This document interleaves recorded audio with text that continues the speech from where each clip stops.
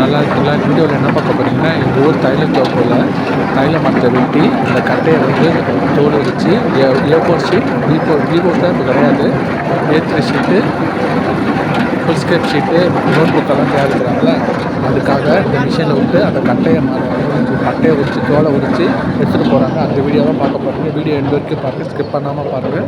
சுனாமியில் வந்து சப்போர்ட் பண்ணுங்கள். புதுசாக வீடியோ பார்க்குறாங்க, சப்போர்ட் பண்ணிட்டு லைக் பண்ணிட்டு தயவு செஞ்சு பாருங்கள். சப்போர்ட் பண்ணுங்கள். உங்கள் சப்போர்ட்டில் ஆர்டர் தான் வீடியோ போட்டுருக்கேன். பக்கத்தில் உள்ள பெல் பட்டனை ப்ரெஸ் பண்ணால்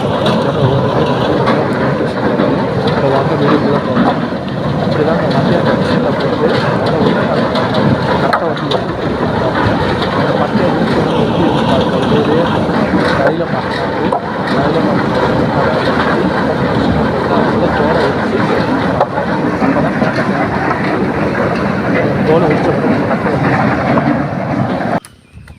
இப்போ தைலம் தோப்பு பாருங்கள். இதுதான் தைலம் தோப்பு. யூக்லிப்டிஸ் சொல்லுவாங்களா, யுக்காலிப்டிஸ்னா அந்த தைலம் தோப்பு இதுதான். இந்த மரத்தை தான் வெட்டி கட்டையில் தோலை உரித்து அந்த மிஷின் பாருங்கள். நான் மீன் மிஷின் வெட்டி விட்டு பாருங்கள். வித்தியாசமாக இல்லை, இது வரைக்கும் நான் பார்த்தல, இப்போ தான் பார்க்குறேன். பேசுறது கூட அந்த சவுண்டு வெட்டிட்டு இருக்காங்க. இவங்க தான் மரம் வெட்டுறாங்க பாருங்கள். காலைல 6 மணிலேருந்து சாயந்தரம் 6 மணி வரைக்கும் வெட்டுறாங்க. ஏன்னா ஈரமாக இருக்கிறப்ப தான் வெட்டணுமா. பச்சையாக காஞ்சி போன வேலைன்னா அந்த மிஷினில் வந்து தோல் பட்டையை உரிக்காதான்.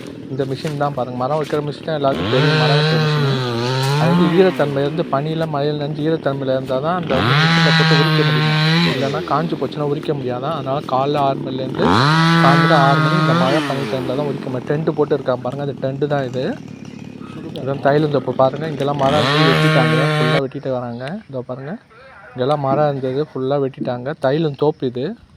வெட்ட திரும்பி ஃபுல்லாக வெட்ட மாட்டாங்க, மேலோட்டமாக வெட்டுவாங்க, திரும்பி துளுத்து வரும். இப்போ வந்து என்ன செய்கிறாங்கன்னா சோலார் போடுறதால ஃபுல் மரத்தையும் வெட்டுறாங்க. இதான் இந்த மிஷினு. இப்போ சோலார் அந்த இடத்துல போடப்படுறதால ஃபுல் மரத்தையும் அடியோடு வெட்டுறாங்க. மற்றபடி முதல்ல பாதி வச்சு வெட்டுவாங்க, துளுத்து வரும், திருப்பி அது நல்லா வளர்ந்து திருப்பி வெட்டுவாங்க. இது பேப்பர் தயாரிக்க தான் போகுது. A4 sheet, foolscap sheet, இதுதான் அந்த மிஷினு. பாருங்கள், தூள் பாருங்கள், பட்டையோட தூள் எவ்வளோ கீழே கிடக்கு பாருங்கள், நிறைய கொட்டி கிடக்கு பாருங்கள். ஜெராக்ஸ் ஷீட் போடுறால அதுவும் இந்த மிஷின் தான். அது தோல்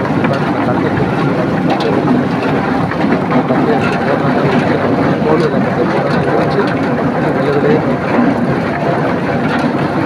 கொஞ்ச நேரத்தில் அது மஞ்சள் கலர்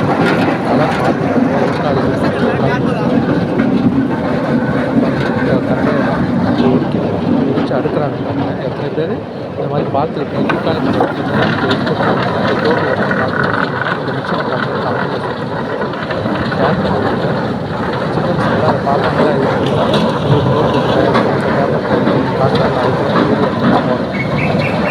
அடிச்சு வச்சுருக்காங்க. கையில்